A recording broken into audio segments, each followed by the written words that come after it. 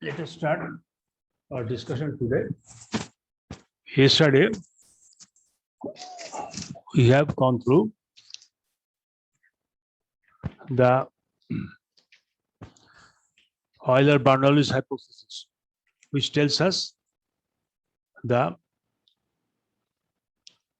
mostly what is the bending moment in terms of x, k1 and k2 itself.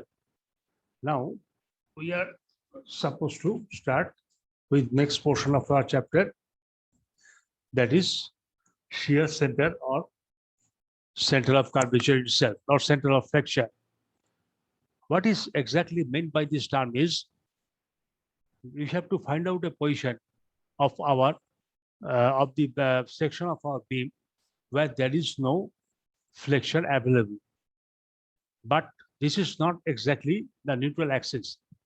There are other positions where due to the action of external forces, other than neutral axis, we don't have any shear forces, not the bending forces itself. This is defined as the center of flexure itself. Now we know we have considered that beam of bending subjected to pure bending moments. Actually, the beam carries that is subjected to pure bending moments itself. What is meant by it? In practice, the beam carries loads which are transverse to the axis of the beam.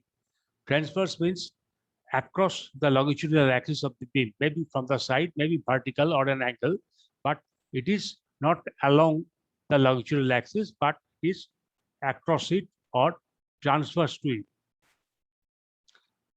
Here, as per the position of this, these pointed loads, these loads, it may not be only normal stresses due to flexure, but sometimes also transverse shear stresses. Normal stresses, of course, it will produce in maybe tensile or compressive nature. That is the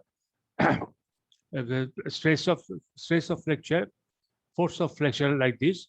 But also it will create shear force across the beam, which we have ignored in our last sections. We have considered the cantilever beam only at the flexural stresses or longitudinal stresses or tensile stresses. But we know that as per our earlier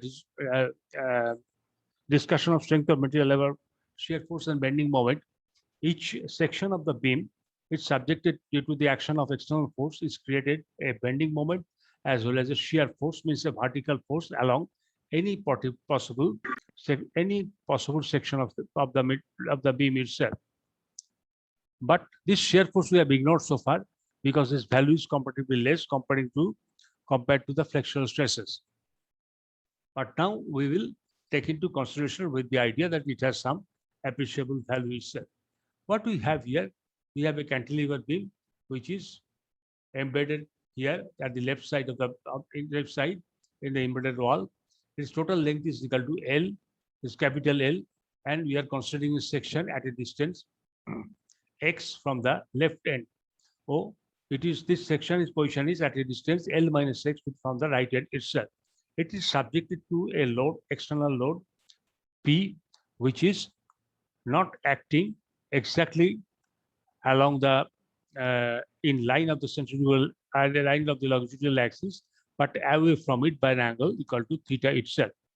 And we are considering that O is a centroid of the beam itself, which is of a irregular shape like this, and through O, our rectangular coordinate axis are going through, and this centroid is takes its position in the O takes its position in the centroid, and it's one vertical force axis is along x, and another horizontal axis is along z, and another horizontal axis is along x, which is vertical to the plane of paper, plane of the skin. Now, let OX be the centroidal axis. OX means O to X, which is normal to us, or which is coming towards us, and OY and OZ are the principal axis. OX we are not considering as a principal axis, but we are considering it as a centroidal axis for our own benefit. And OY and OZ, this OY and this OZ is defined as the principal area axis of the section. Means over this axis, our principal forces, which means the major forces and minor forces, are acting. And we are ignoring the third forces, and we are only taking into account the major and minor forces or major principal stress as well as major principal minor principal stress. And that these are defined as the principal axis OY and OZ. Now, the load can be parallel to one of the principal axes. You see, the load is giving here, which is vertical nature of a magnitude equal to P, which is away from the Y section, which is away from the Y section itself, and by an amount E. So this load is parallel to the one of our principal axis. In general, we'll pick up the load accordingly, and this load can be resolved into components along the principal axis, and each load can be treated separately itself.